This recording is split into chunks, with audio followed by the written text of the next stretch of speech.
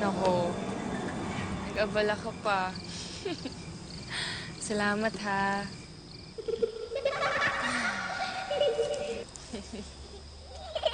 Talaga?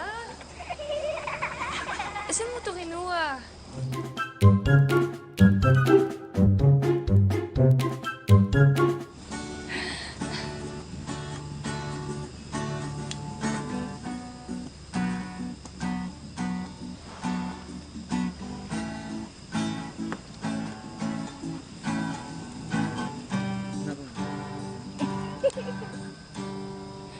Walang kasing ganda ang iyong mga mata, oh Betty. Benedicto, ikaw na naman ba yung kumakanta, ha? Ano ka ba naman? Siyempre naman, Betty. Wala namang kasing walang magandang boses dito sa nahin natin. Ako lang, Benedicto. Ay, nako. Tara na. Pasok ka, dali. Pasok ka. Akala ko, di mo Ito, upo ka dito. papasukin, Upo ka eh. dito. Binilan pa naman kita ng paborito mong tinapay para hindi ka na napapabili kay... Sino yan? Alice? Talaga? Saan mo naman binili to? Kay Alice. Ikaw talaga, ikaw talaga. Lakas mo na. Hala ko, magaling ka lang kumanta eh. Hindi pala, magaling ka lang din palang kita. Salamat, ah. Pero sabi nila, alam mo, pagka magaling daw kumanta, pag maganda daw yung boses, ibig sabihin gwapo din. Nako, magbira ka nun, Betty. Mm. Hindi sabi nila, huwag ka nang umabot dun. Ako na magsasabi sa'yo. To be honest, oo, Mm. pogi ako. Talaga?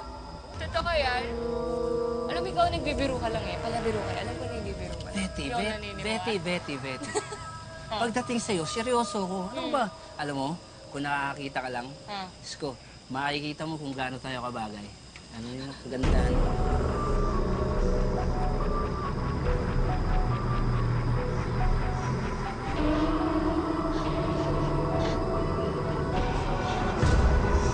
Ang buwis-ngis ay ang Filipino version ng mga higante mula sa Greek at Roman mythology. Tinatawag din silang Cyclops. Sabihin, meron lamang silang isang mata at matatagpuan to dito sa kanilang noo. Pero ayon sa mga kwento, hindi naman daw gaanong clear ang eyesight ng bungis-ngis. Pero huwag kayong mag-relax. Dahil ang lakas ng kanyang pandinig, super. Kaya kahit nasan ka man, hanggat naririnig ka niya, mahahanap ka ng bungis-ngis.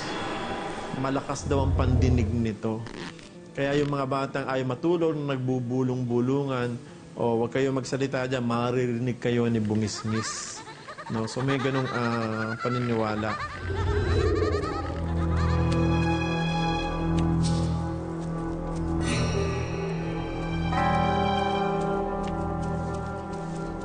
Eh, magkasama pa sila ni Betty ang kagabi, ah.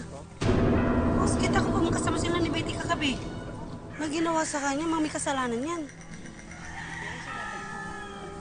May itsura niya. Ano ko ba yan? Uy, buhay pa, oh.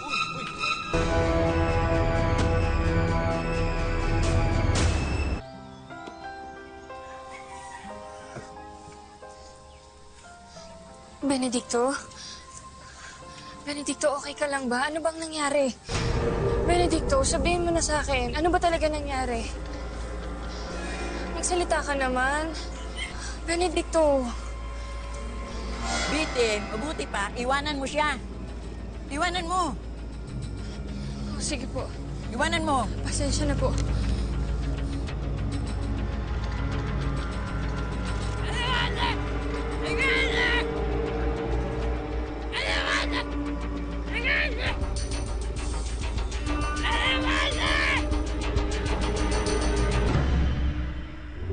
Halimaw kaya ang matake sa manliligaw ni Betty? Nakaka-intriga to ah. Kasi sabi sa kwentong bayan sa Bataan, may mga features daw ito na panghalimaw. Sipin nyo, meron daw itong malalaking ngipin at may task o tangil na parang sa mga elepante. At ang taas daw nito, wow, umaabot hanggang 10 feet. Parang kasing taas ng isang floor ng building.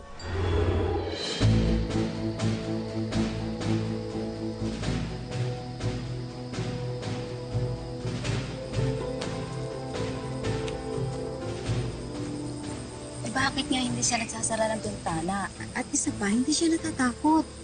O baka siya ang halimaw? Huwag tayong magpapalinlang sa ganda niyan. Ilang beses na may nakakitang nagsasalita mag-isa yan sa gabi at tumatawa. Masisira na yata ng ulo yan. Naku, magsiuwi na nga tayo. At baka magaya pa tayo kay Benedicto. Na biktima niyan. Tayo na. Tayo na.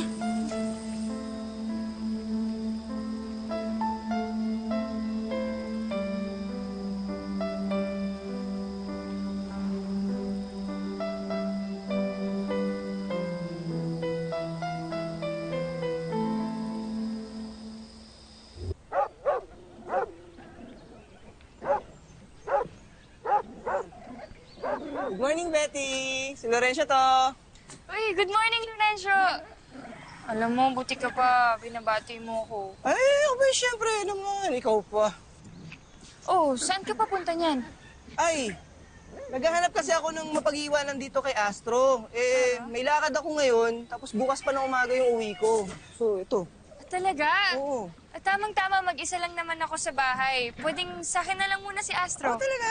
Oo, tsaka kung hindi mo may tatanong, mahilig talaga ako sa Astro. Ay, di ayos pala eh. Di, ano? Wait, nasan ba si Astro? Ito ba? Hindi ako, hindi. Ito. Hindi. Hindi, biro lang. Hindi, Biro lang. ito si Biro lang. Astro. Ito. Asan? Ito, mabait naman yung si Astro. Okay. Ayan, hindi naman yung nangagat. Sa paa lang. Di nga. Hindi, joke lang. Mabait siya. Sige, ano ba kinakain nito? Kahit ano naman, Kahit ano no? naman, Oh, ano. sige. Oy, Okay. Astro, bye-bye! Bye-bye! Okay lang talaga? Okay lang, promise, Sige, okay sige. lang. Oy, magpapakabait na kay Ate Betty, ha? Ano, Betty? Sige, una na, go. Okay lang, okay Thank lang. you! Sige, bye-bye. Okay, Astro, tara na. Pasok tayo dun. Pasok. Yan. Dito. Dito tayo. Ayan. Astro! Dali. Hey! Ay! Ayaw. Astro! Saan ka pupunta? Wait, dito ka lang! Astro! Tara, dali! Astro!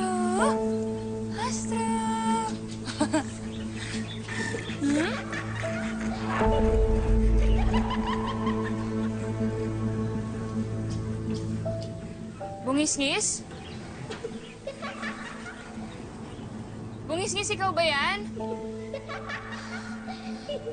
Naku, mamaya na tayo mag-usap ha. Naglalaro pa kami ni Astro eh. Ay, nako, bungis-ngis. Mamaya na tayo mag-usap, sabi. Huwag ka na makulit. Mamaya tayo mag-usap, ha? Tara, Astro. Astro! Dito. Dito ka lang. Gusto mo, ha? Astro! Ano? Miss mo na amo mo, no? No. Tara, dali. Hop. Astro! Ano, nagugutom ka na naman ba, ha? Hello, baby!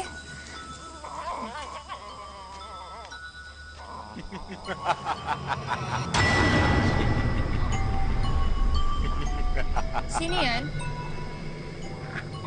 Kunin ko na, aso. Oh, Lorenzo! Akala ko ba umagahin ka pa? Teka, kunin mo na ba si Astro? Oo. Sige. Astro, kunin ka na daw ng amo mo. Tara, dali.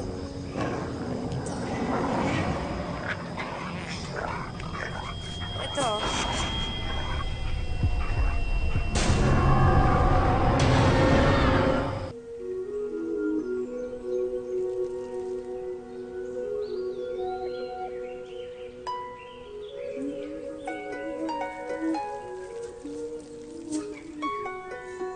Magandang umaga, Betty. Ganda ng flowers mo. Oh, good morning, Lorenzo.